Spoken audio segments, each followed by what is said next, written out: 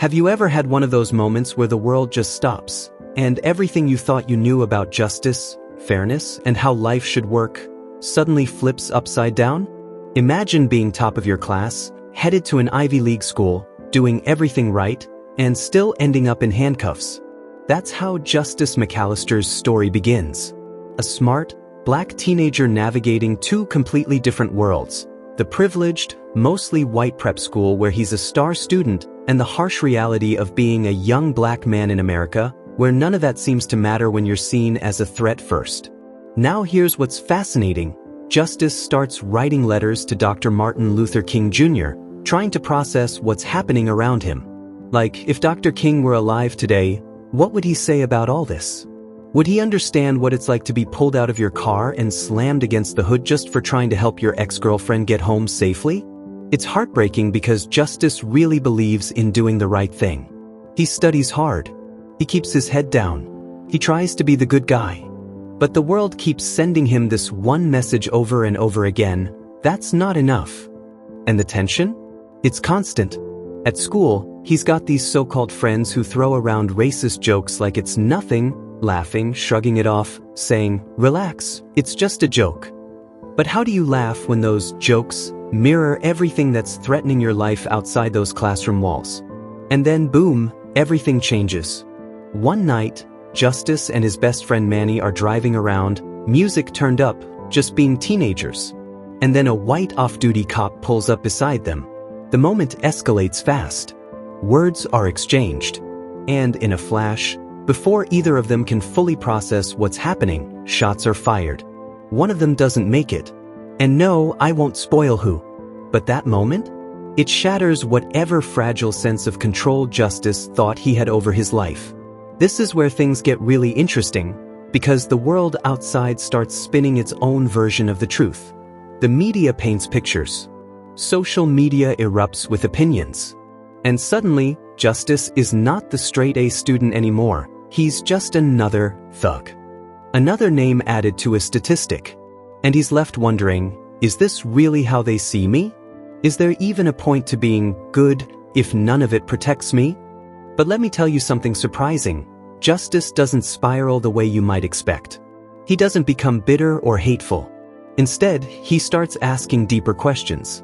Not just about the system, but about himself. Like, who am I really trying to be? Is it the boy who fits in with the white kids at school? Or the kid who grew up in the rough part of town and knows how quickly things can go south? Or maybe someone entirely new, someone who can't be boxed in by either? What makes this book hit so hard isn't just the events, it's the emotions. The guilt, the rage, the helplessness. You feel it all with Justice. Like when he's in class and someone casually defends police brutality, and he has to sit there, clench his fists, and pretend it's just another debate. Or when he's at Manny's funeral, trying to stay composed while the world keeps moving like nothing happened. And you realize, this isn't just a story. This is reality for so many. And here's the twist most people don't see coming. Justice's journey isn't just about surviving injustice. It's about reclaiming his own narrative. Finding a voice in the chaos. Not through violence, not through silence, but through honesty. Through those raw, unfiltered letters to Dr. King, he digs deep into what nonviolence actually means, not as a slogan, but as a choice in the face of unbelievable pressure. And you start to feel the weight of that choice. Because when the world keeps pushing you, how do you push back without losing yourself? One of the most powerful moments? There's this scene where Justice finally lets go of trying to be the version of himself that pleases everyone. And instead, he says, "This is me. Unfiltered. Unapologetic. Not the perfect student. Not the thug. Just a human being who's tired of pretending." And in that moment, you don't just see a character. You see yourself. Anyone who's ever felt judged, misread, underestimated, you feel seen. But it's not all heavy. There are glimmers of light too. Like his complicated friendship with Sarah Jane, the girl who sees through the labels and just sees him. Or his conversations with Doc, the teacher who doesn't just teach history, he listens. Really listens. And for a while, that gives Justice something he desperately needs. Hope. Not the naive kind, but the kind you cling to when the world gives you every reason to give up. Now, I want you to think about this. What would you do in Justice's place? Would you keep writing those letters? Would you still believe in justice if the system keeps failing you? That's the genius of Dear Martin. It doesn't give you easy answers. It asks the kind of questions that stick with you long after the last page. And just when you think things are settling down, the story throws one more curveball that forces Justice and us to rethink everything. But let's pause there. So, here's where things take an unexpected turn. After everything Justice has been through, the arrest, the shooting, the grief, he finds himself face to face with someone from his past. Not a friend, not an ally, but the kind of person who looks at him and sees only a threat. Now imagine being in that moment, knowing how quickly things can go wrong. Your heart's pounding. You remember everything that's happened before.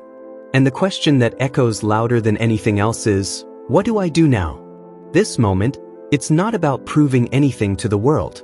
It's not about being strong or brave or right. It's about survival. And more than that, it's about integrity. About choosing who you're going to be when it really counts. And that's what makes Justice's story so different from every other coming-of-age tale. Because he's not just growing up, he's growing through fire. And somehow, instead of hardening, he softens. He reflects. He chooses a path that doesn't make the headlines, but does make a difference. There's a scene near the end that's quiet, almost still, but it hits like a punch to the gut. Justice standing there looking at his own reflection, not in a mirror, but in someone else's eyes. Someone who finally sees him. Not the version the media painted. Not the version filtered through fear or bias. Just him. And in that moment, something shifts. He's not angry. He's not broken. He's just ready. Ready to step into his future, not with fear, but with clarity. But let me tell you something that stayed with me long after finishing the book. Dear Martin doesn't wrap everything up in a neat little bow. There's no sudden, magical fix.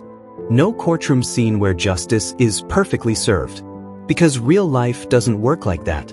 And that's what makes this story so unforgettable. It's honest. It's raw. And it tells the truth even when the truth hurts. What you walk away with isn't just sympathy, it's urgency. You start thinking about all the justices out there, the kids doing everything right, and still ending up with a target on their back. You wonder how many voices we're not hearing. How many stories go untold. And maybe, just maybe, you start listening a little differently. And listen, this book isn't just for teenagers. It's for teachers, policymakers, parents, friends, anyone who's ever made a snap judgment. Anyone who's ever said, "But I don't see color." Anyone who's ever stayed silent when they should have spoken up. It's a wake-up call, a mirror, a challenge. Nic Stone didn't just write a novel. She started a conversation. One that doesn't end with the last page, but hopefully begins something. A new perspective, a deeper empathy, maybe even a real change. And isn't that what the best stories do? They crack something open inside you. They sit with you. They shift the way you see the world, even if just by a few degrees. So the next time you see someone being treated unfairly, the next time you hear a joke that cuts too deep, the next time you find yourself making assumptions, remember justice. Remember his letters. Remember his fight, not just against the system, but for his own identity. Because if he can find his voice in the middle of all that noise, maybe we can too. And if that's not powerful, I don't know what is. Feel like you're meant for more, but don't know how to get there? You're not alone. Every success story starts with doubt and a spark. The Self-Made Millionaire, Zero to Wealth isn't just a book.